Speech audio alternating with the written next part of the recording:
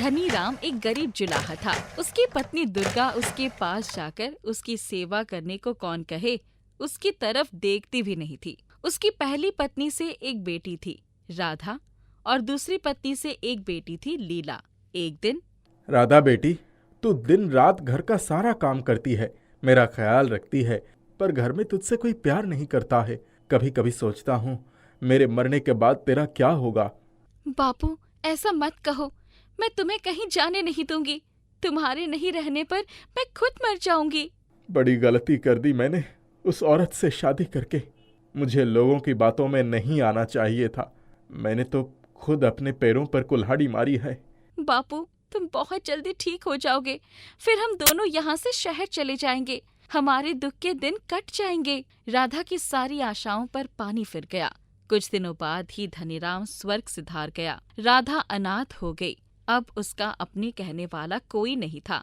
सारे दिन काम करती, बचे हुए समय में जंगल से लकड़ियाँ काटने जाती। जंगल के पेड़ पौधे ही उसके साथी बन गए थे। पेड़ों के आसपास रोज साफ सफाई करती, उन्हीं से बातें करके अपना मन हल्का कर लेती। पक्षियों को दाना खिलाती। बहुत दिन बीत गए। एक दिन, बेटी लीला, जरा एक दिन इसके पीछे जंगल जाकर देख तो सही, ये करती क्या है। वहाँ से आकर कितनी खुश रहती है, कितना भी काम कर ले, पर इसकी मोटी चमड़ी पर जू भी नहीं रेंगती। रूखा सूखा खाकर भी दिन बर दिन इसकी खूबसूरती बढ़ती जा रही है। अरे माँ, मुझे चैन से सोने दिया कर, तेरा काम हो रहा है ना, बस उसी में खुश रह।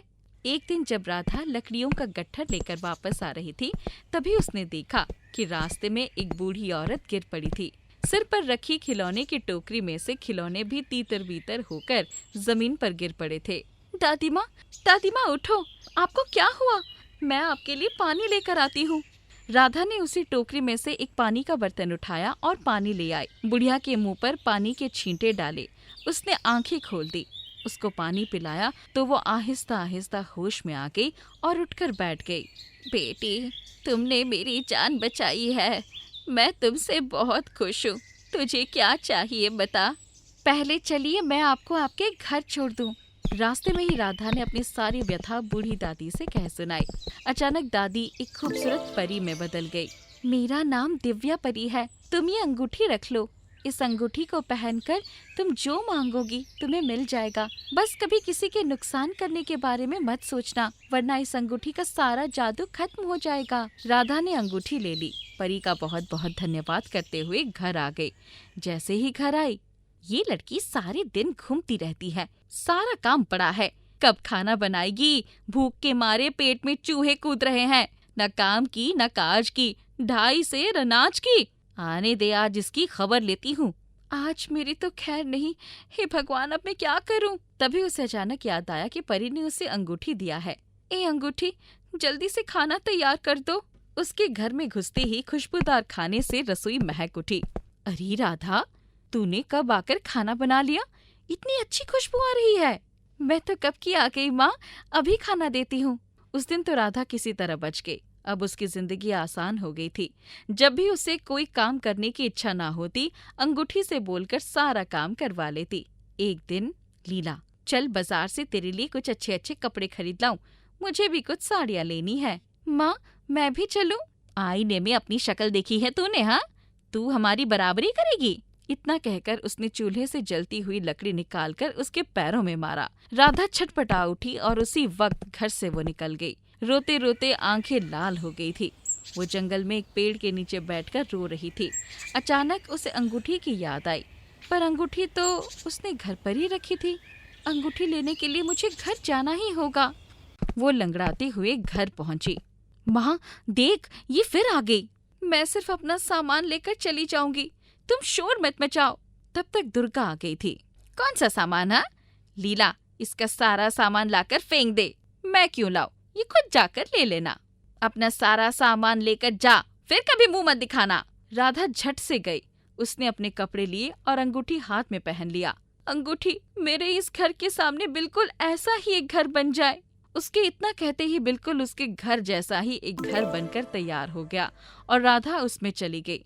उसकी माँ और बहन मुंह फाड़े उसे देखती रह गई। अब राधा के दिन चैन से गुजरने लगे। उसे जिस चीज की आवश्यकता होती वो अंगूठी से मांग लेती। दिन रात जंगल में पेड़ पौधों के साथ समय बिताती और जरूरतमंदों की सेवा करती। गांव के लोग उसकी प्रशंसा करते न अघाते। जरूर इसके ऊपर किसी ऊपरी हवा का साया है, इसलिए इसने पूरे गांव वालों को अपने वश में कर लिया है। इसका कुछ न कुछ उपाय करना होगा। उस दिन से दुर्गा ताक में रहने लगी कि कब चुपके से राधा के घर में जाकर उसके बारे में पता लगाए। वो जानती थी कि उसकी नालायक और आलसी बेटी लीला कुछ नहीं करेगी। उस दिन जैसे ही शाम हुई, दुर्गा राधा की खिड़की के नीचे जाकर छिप गई। तभी राधा बाहर से आई और अपनी उंगली में पहनी अंगूठी से, अंगूठी अंगूठी, आज जमींदार के घर दावत में जाना है, कोई अच्छी सी साड़ी और अच्छे से गहने दे दो। पलक झपकते ही झिलमिलाती आसमानी रंग की साड़ी और उस पर गहने का डिब्बा हाजिर हो गया। दुर्गा को तो काटो तो खून नहीं। गुस्से में पैर पटकती हुई अपने घर गई। अरे तुझे पता है ना, न जाने कहाँ से वो चुड़ैल जादुई अंगूठी चुरा कर ले आई है। वही अंगूठी उसकी सारी इच्छाएं पूरी करती है। देख कैसे सज धज कर जमींदार के घर जा रही है। महारानी चल जल्दी तैयार हो, हमें भी तो वहाँ जाना है। दोनों माँ बेटी तैयार होकर वहाँ पहुँची तो राधा जमींदार के बेटे मनीष के साथ खूब घुल मिलकर बातें कर रही थी। ये देखकर लीला के तन बदन में आग लग गई। वो गुस्से में राधा के पास पहुँची। राधा की बच्ची, तूने मेरी अंगूठी चुराई है, जल्दी से दे दे वरना सबके सामने तेरी पोल खोल दूंगी।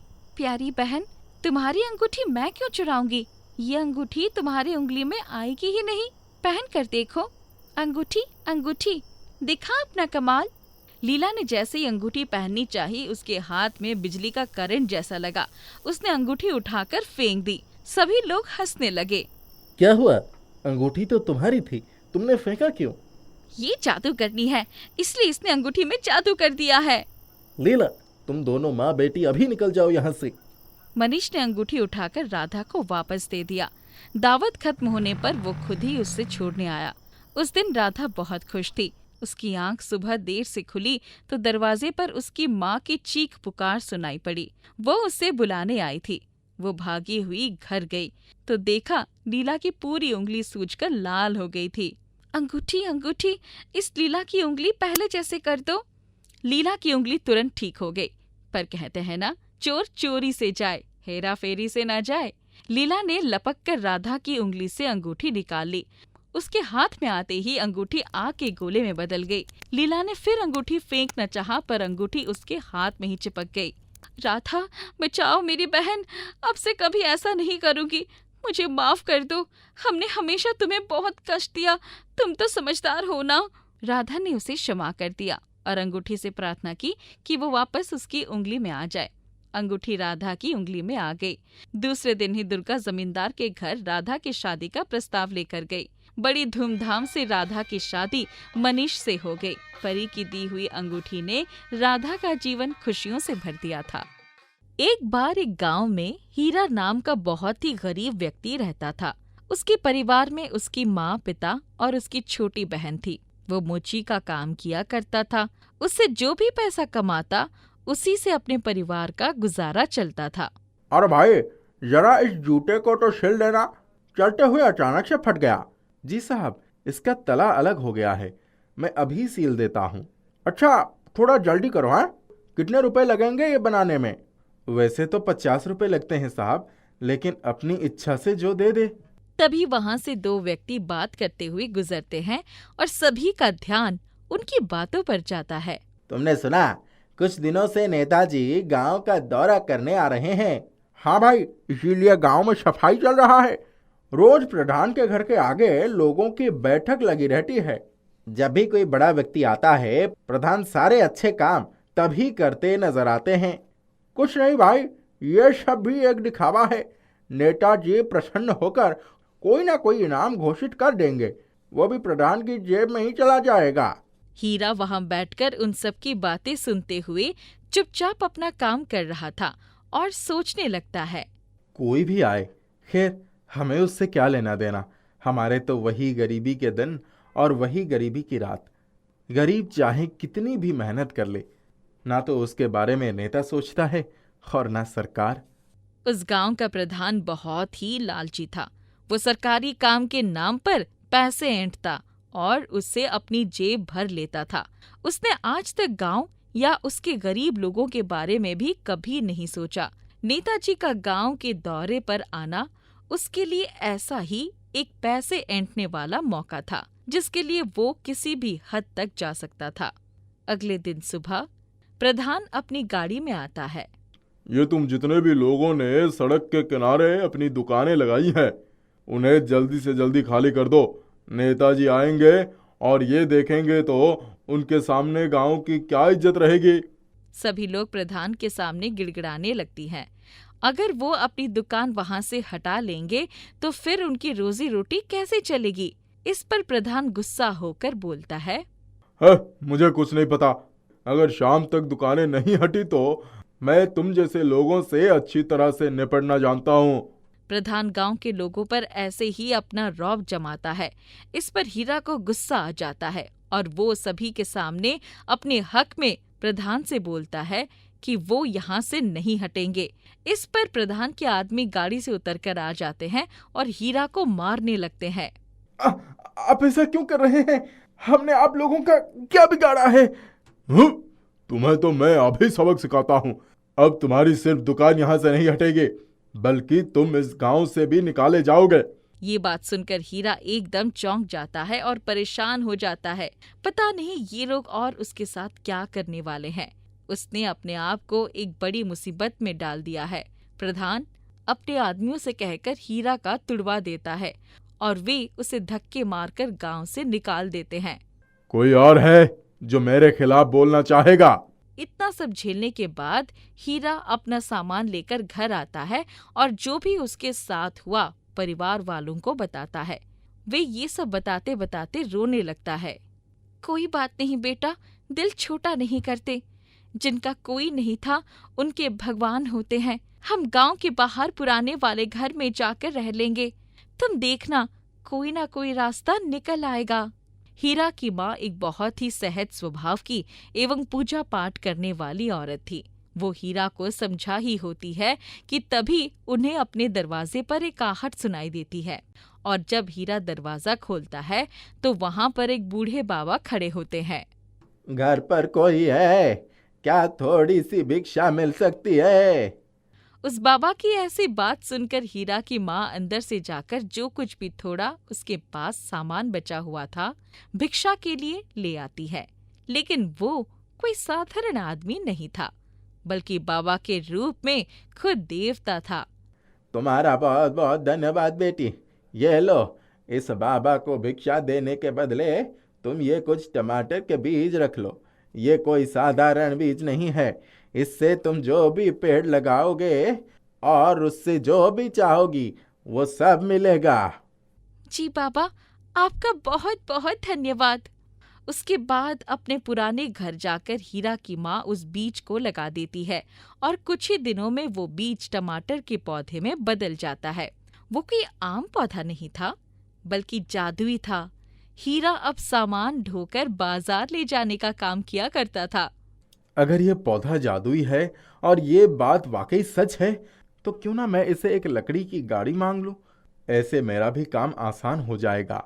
हीरा उस टमाटर के पेड़ के पास जाता है और उसे एक लकड़ी की गाड़ी मांगता है।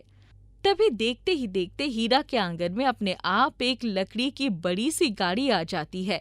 ये देखकर अब हीरा सोच में पड़ जाता है कि क्यों ना गाड़ी के साथ साथ मैं एक बेल भी मांग लूं। टमाटर के पेड़, लकड़ी की गाड़ी के साथ साथ मुझे एक बेल भी दे दो। जैसे ही हीरा टमाटर के पेड़ से बेल मांगता है, देखते ही देखते वहां एक बेल प्रकट हो जाता है। अब हीरा अपना सामान इसी बेल गाड़ी पर लाद कर शहर ले जाया करता था। ये गाड़ी वो बेल दोनों ही जादुई थे। कितना भी सामान लादने पर ना बेल थकता था और ना गाड़ी पर खरोच भी आती थी। ये लो, चारा खा लो। बैल गर्दन हिलाकर खाने को मना कर देता है। मैं तुम्हें 2 दिन से चारे खिलाने की कोशिश कर रहा हूँ, लेकिन तुमने अब तक एक दाना तक नहीं खाई। कहीं ऐसा तो नहीं कि जादुई होने के कारण तुम खाना खाए बिना ही रह सकते हो? जादुई टमाटर के पेड़ के आने के बाद हीरा की जिंदगी में सब सही चल रहा होता है। देखते ही देखते वो उस गांव, वो शहर का सबसे अमीर आदमी बन जाता है। वो उस जादुई बैलगाड़ी की मदद से अपना व्यापार चारों तरफ फैला लेता है। साहब, आपको नेताजी ने खाने पर बुलाया है। ठीक है, मैं चला जाऊंगा। जरूर उन्हें व्यापार सिलसिले में कुछ बात करनी होगी। अगले दिन जब हीरा नेताजी से मिलने जाता है तो वहाँ पर प्रधान भी मिलता है। प्रधान हीरा की कामयाबी देखकर जलने लगता है। इनसे मिलो प्रधान, ये शहर के जाने माने व्यापारी हीरा हैं। जी नेताजी, इन्हें तो मैं अच्छी तरह से जानता हूँ। प्रधान जलन के कारण मन ही मन सोचता है, ये जूते सिलने वाला मामूली सा मोची एकदम से इतना अमीर कैसे बन गया? कुछ तो गड़बड़ है, पता लगाना पड़ेगा।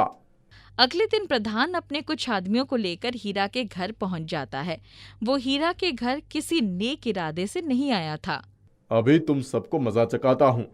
बड़ा व्यापारी बनता था ना नेताजी के सामने, एक जूता सिलने वाला अब हमारी बराबरी करेगा। लेकिन जैसे ही प्रधान हीरा के घर के अंदर पांव रखता है, वो जोर से गिर जाता है। उसके बाद बेल अपनी रस्सी से खुल जाता है और प्रधान और उसके आदमियों को मार मार कर बुरा हाल कर देता है। वो लोग डर के मारे वहां से भाग जाते हैं। उस टमाटर पेड़ ने ही हीरा, उसके परिवार की जान बचा ली थी।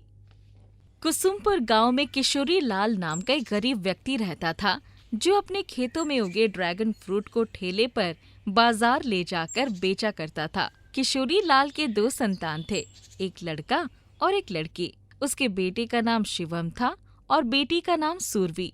उसकी बेटी सुरभि की गांव के प्रधान के बेटे के साथ शादी तय हुई थी। एक बार किशोरी लाल ने अपनी बेटी सुरभि को बुलाया और उससे कहने लगा, बेटी, तुम्हें दहेज में क्या चाहिए? पापा, मुझे तो बहुत सारी चीज चाहिए, जैसे ढेर सारे कपड़े, जेवर, और मैं चाहती हूँ कि मेरी शादी में विभिन्न प्रकार के पकवान भी बने। ठीक है मेरी बेटी, जैसा तू कहती है वैसा ही होगा। पर पिताजी, इन सब में तो ढेर सारे पैसे लगेंगे। इतने पैसों की व्यवस्था कैसे होगी? अरे, तू इसकी चिंता क्यों कर रही है? तुम्हारी शादी के लिए तो मैंने पहले से ही पैसे जोड़ के रखे हैं।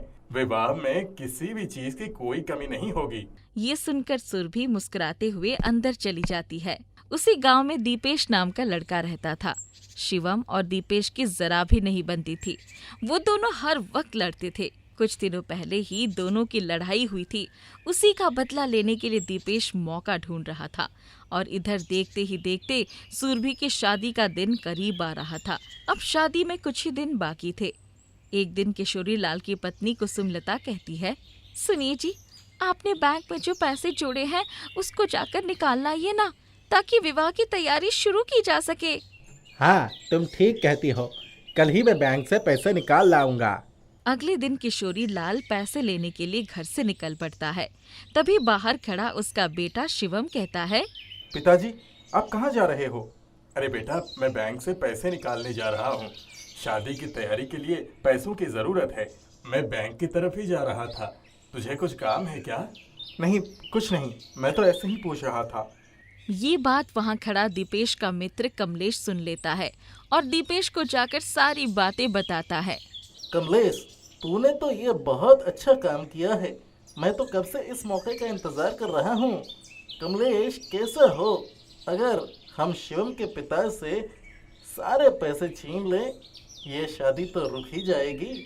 ऊपर से उस शिवम और उसके परिवार की भरी सभा में पूरे परिवार की बदनामी हो जाएगी।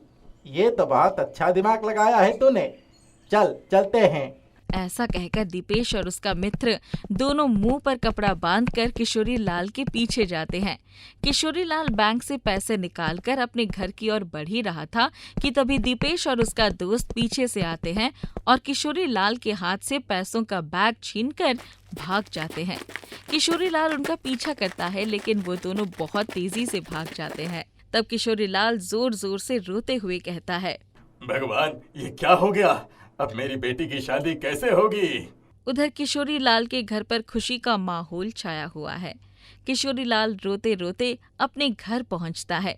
किशोरी लाल को ऐसी हालत में देखकर सब चौंक जाते हैं और किशोरी लाल की पत्नी कुसुम लता घबराती हुई उससे पूछती है, क्या हुआ? आपकी ऐसी हालत कैसे हो गई और आप इतना रो क्यों रहे हो? लुट गए, हम बर्बाद हो गए। लुट गए? आप ये क्या कह रहे हो? मैं बैंक से पैसे लेकर आ ही रहा था कि 2 लुटेरे मेरे पैसे लेकर भाग गए। हे राम, ये क्या हो गया? अब हमारी सूरबी की शादी कैसे होगी? कुसुम लता के चिल्लाते ही मेहमानों में हलचल मच गई और जैसे ही मेहमानों को सारी बातें पता चली, वो सारे अपने अपने घर चले गए। चारों तरफ गम का माहौल छा गया। किशोरी लाल से ये सब देखा नहीं जा रहा था और वो बाहर निकलकर अपने खेत की तरफ आ गया। किशोरी लाल वहां बैठकर जोर से रोता रहता है। तभी अचानक खेत से आवाज आती है, किशोरी लाल, किशोरी लाल। उसे लगा कोई उसे बुला रहा है, पर जब उसने चारों तरफ नजर घुमाया तो आसपास कोई भी नहीं था। थोड़ी देर यहाँ वहाँ देखने के बाद उसे एक ड्रैगन फ्रूट दिखाई देता है। किशोरी लाल, मेरे होते हुए तुम क्यों परेशान हो रहे हो? मैं एक जादुई ड्रैगन फ्रूट हूँ। मैं तुम्हारी मदद करने आया हूँ। लेकिन तुम मेरी मदद क्यों करना चाहते हो? तुम्हें शायद याद ना हो, पर कुछ दिन पहले तुमने एक भिखारी को भरपेट भोजन करवाया था। वो कोई भिखारी नहीं, बल्कि एक महात्मा साधु थे। तुमसे प्रसन्न होकर तुम्हारे कर्मों के फलस्वरूप वो मुझे तुम्हारे खेत में छोड़ कर गए हैं। और मुझे कोई साधारण ड्रैगन फ्रूट समझने की भूल मत करना। मैं एक जादुई ड्रैगन फ्रूट हूँ। पर तुम कैसे मेरी मदद करोगे? तुम मुझे अपने साथ घर ले चलो और मिट्टी के बर्तन में रख दो। ऐसा करते ही वो मिट्टी का बर्तन सोने में बदल जाएगा। तुम उन्हें बाजार में बेच देना। उसके बदले में जो भी पैसा मिलेगा, उस पैसे से अपनी बेटी की शादी धूमधाम से करवाना। किशोरी लाल जादुई ड्रैगन फ्रूट की बातें सुनकर खुश हो जाता है। उसको अपने साथ ले जाता है। घर पहुंचकर अपनी पत्नी को कमरे में बुलाकर सारी बातें बताता है। फिर घर के सारे मिट्टी के बर्तन एक जगह इकट्ठा करता है और एक एक करके सारे बर्तनों में जादुई ड्रैगन फ्रूट को रखता है। जादुई ड्रैगन फ्रूट को रखते सारे मिट्टी के बर्तन सोने के बन जाते हैं। किशोरी लाल की पत्नी ये देखकर दंग रह जाती है। किशोरी लाल दोबारा सभी मेहमानों को आमंत्रित करते हैं और अपने घर पर फिर से शहनाया बजने लगती है। फिर से चारों तरफ खुशियों का माहौल छा जाता है। किशोरी लाल और शिवम सुरभि की शादी बहुत ही धूमधाम से करते हैं और सुबह शिवम खुशी खुशी अपने बहन को विदा कर देता है। उसकी बहन को विदा करते देख दीपेश हैरान रह जाता है। उसे तो अपने आंखों पर यकीन ही नहीं हो पा रहा था और वो खुले मुंह हैरान होकर देखता ही रह गया।